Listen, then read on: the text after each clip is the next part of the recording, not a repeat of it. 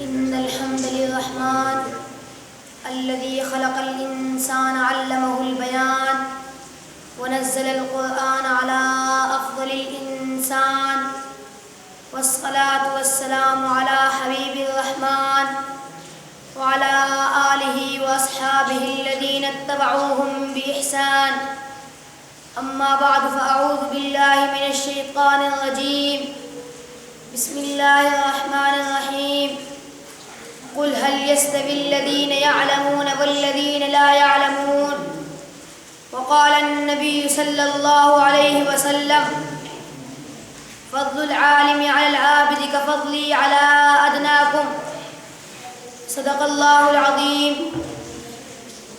أيها المستمعون الكرام، أقدم أمامكم خطبة وجيزة حول أهمية العلم. إن العلم نور من نور الله وفضل وكرم على العباد من رب العباد. وقال الله تعالى: يرفع الله الذين آمنوا منكم والذين أوتوا العلم درجات. وقال الله عز وجل: قل هل يستوي الذين يعلمون والذين لا يعلمون.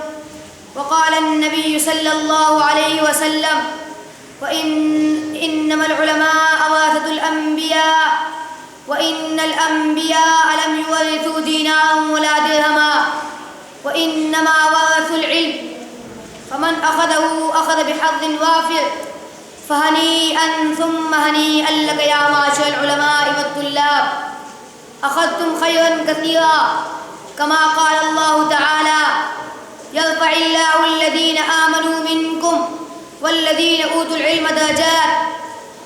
وقال النبي المعلم صلى الله عليه وسلم: وإن الملائكة لتضع أجنحتها للطلاب العلم رضا بما يصنع للطلاب علم. الطيور في الهواء والسمك في الماء، من سلك طريقا سلك طريقا المعرفة والنجاة.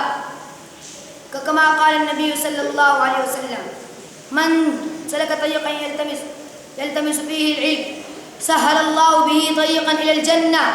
بارك الله لنا ولكم في العلوم والقرآن.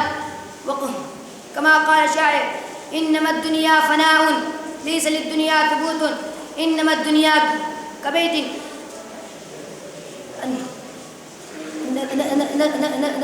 نسجته العنكبوت، ولقد يكفيك منها أيها الطالب قوت، والعمل عن قريب كل من فيها يموت. وآخر دعوانا الحمد